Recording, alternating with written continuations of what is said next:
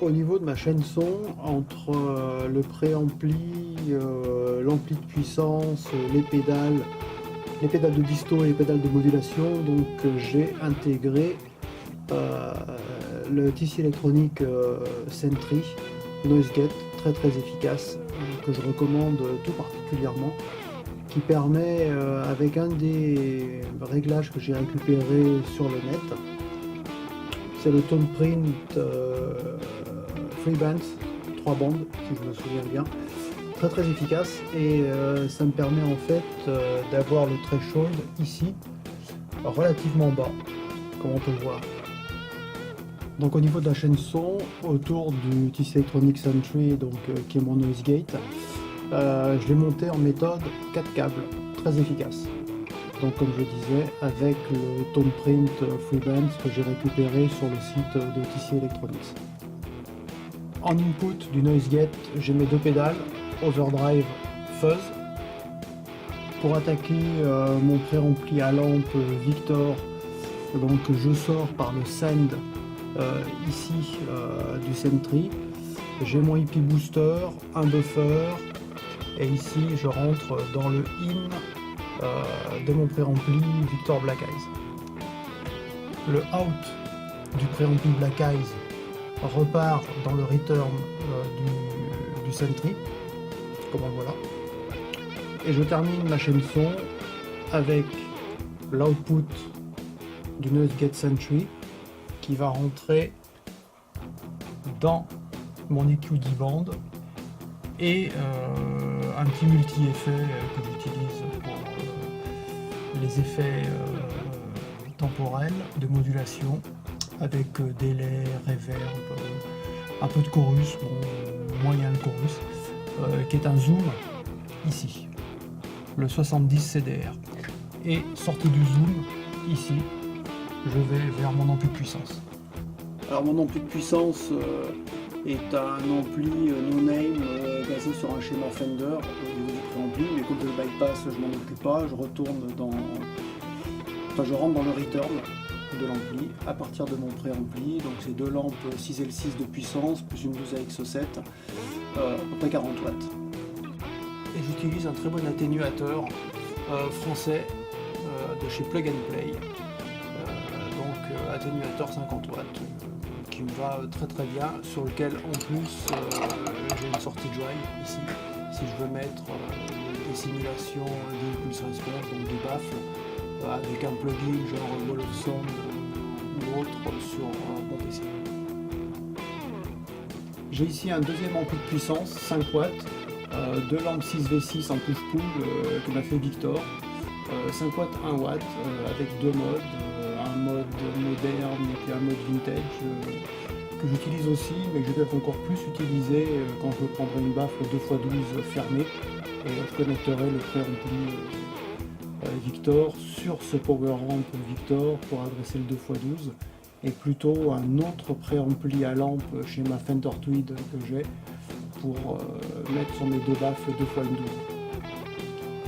Donc sur mes deux baffles 1x12 Palmer avec un G12H30 et un G12M Greenback, je fais les prises de son avec deux micros d'entrée de gamme Superlux. Donc là ici un 638 qui repose directement contre la face avant du baffle, contre la grille, avec suspendu à son fil. Donc super simple. Il est à peu près au niveau de la capsule centrale de la baffle, légèrement décalé, pour avoir un son quand même assez agressif. Et sur l'autre baffle, donc j'ai un micro à bande, celui en haut, le 638, étant un micro dynamique, celui-ci c'est un micro à ruban. Donc c'est le R101 qui me donne un son chaud, ce qu'on attend d'un micro à ruban. Voilà, donc j'ai un son qui a beaucoup plus de bas médium, beaucoup plus doux, beaucoup moins agressif. Et la combinaison de lui avec son petit copain ici me donne quelque chose de très réaliste et fait bien ressortir globalement le son que j'entends in the room, comme on dit. Au niveau de ma sono, j'ai deux baffles 12 pouces plus un compresseur 1 pouce et demi des Thomann The Box. Donc on est vraiment dans l'entrée de gamme. J'avais essayé ça parce que j'avais de très bonnes reviews, donc j'ai essayé et effectivement je trouve ça tout à fait honorable. Donc j'en ai deux comme ça. Donc ma sono est stéréo et j'ai deux amplis de puissance Matrix GM50. Donc au départ prêt pour mon accès fixe. Et du coup là ça me sert d'ampli de sono dans lequel passe l'accès fixe, dans lequel passe aussi tout ce que je fais en montage à partir de Reaper, hein, mon logiciel d'édition audio. Pour me faire plaisir parce que c'est agréable, j'ai aussi un caisson de marque The Box Spirit qui va très bien. Donc, mon home studio est assez petit, hein, il doit faire 12 mètres carrés et ça me donne vraiment un super son. Donc avec les deux baffles passives 12 pouces plus le tweeter compresseur de 1,5 pouce avec le caisson de basse ici, ça me donne vraiment une sono très agréable et très bonne qualité. Ça rend très bien un son propre, net, percutant. Au centre de mon petit home studio, j'avais beaucoup hésité avec les cartes son et là j'ai pris le Behringer XR18. J'étais un peu dubitatif au départ, je ne savais pas trop, donc j'ai pris pour essayer. Et effectivement, j'en suis très content. Donc, vous pouvez voir les specs sur le site Behringer et tous les différents commentaires. Donc, j'en suis très content. Donc, j'ai mes deux micros qui rentrent dedans. Ici, mes deux micros de prise de son sur mes baffles, le dynamique et le micro à ruban avec un LUM 48 volts. Mon accès fixe rentre en sortie analogique sur les XLR, rentre directement dans le XR18. Sachant que l'accès fixe part aussi directement vers le PC en full numérique cette fois-ci via l'USB. On verra tout à l'heure avec Reaper comment je travaille ça. Et j'ai deux sorties auxiliaires qui alimentent le caisson de basse, plus une troisième sortie qui alimente une petite baffle amplifiée une fois 10 pouces. Pour compléter la liste des jouets, j'ai un super accès fixe 2. Là on en est au firmware Quantum 9.1, absolument remarquable, excellent, très bon, mais comme j'aime bien avoir tous mes petits jouets, j'ai aussi du rig analogique, comme on l'a vu aussi juste avant, avec préampli à lampe et ampli de puissance à lampe. Et pour piloter mon accès fixe, un bon vieux pédalier Behringer FCFB 1010 que j'ai eu à 90 €. J'avais un ensemble de choix dessus pour piloter différents périphériques. Et donc dans le paramétrage, j'ai choisi la partie accès fixe. On pouvait avoir plein d'autres racks de modélisation qu'on pouvait piloter avec. Donc le REC APROM 2, très bonne EPROM. Il suffisait d'ouvrir derrière, de virer la prom de base, de mettre celle-ci, et ça marche du feu de Dieu, nickel. Donc comme logiciel de séquençage, montage, enregistrement, je travaille avec Reaper, j'en suis très content pour 60 €. Donc au niveau de mes guitares, j'en ai quelques-unes dans la petite collection. Donc on va les passer rapidement en revue et puis après je ferai un petit clip YouTube pour chacune d'entre elles. Donc j'ai essentiellement des guitares d'entrée de gamme que je remodifie largement derrière en refaisant tout électronique. Donc ici une Harley Benton DC Custom avec un micro bridge Iron Gear Dirty Torque et le neck que j'ai récupéré sur ma Extron Viking qui me restait dans les tiroirs et qui est très bien comme micro neck. Ici une autre Harley Benton avec des micros type P90, donc ce sont des Hot 90 de chez Tone Rider. Ici ma première guitare, une petite Ibanez SA 260 FM.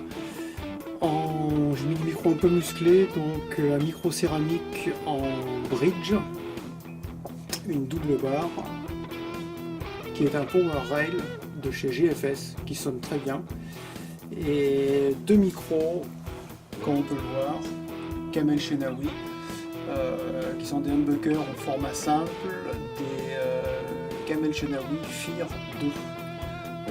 C'est quand même des micros, les deux Camel Shenawi sont à 15K de résistance, donc des micros qui envoient pas mal, et 17K pour micro céramique.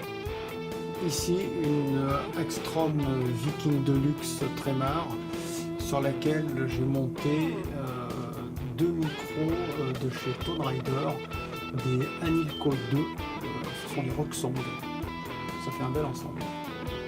Ici une Lag Jet 1000 qui initialement a été montée en micro actif EMG avec un kit style Decatur que j'aimais moyen, je le trouvais un petit peu insipide et fade. Donc j'ai changé tout ça, j'ai mis des Seymour Duncan Alnico 5, donc j'ai deux simples actifs toujours, donc c'est des Blackout, et en bridge j'ai mis un AHB2, vraiment un truc de brutasse qui envoie le pâté.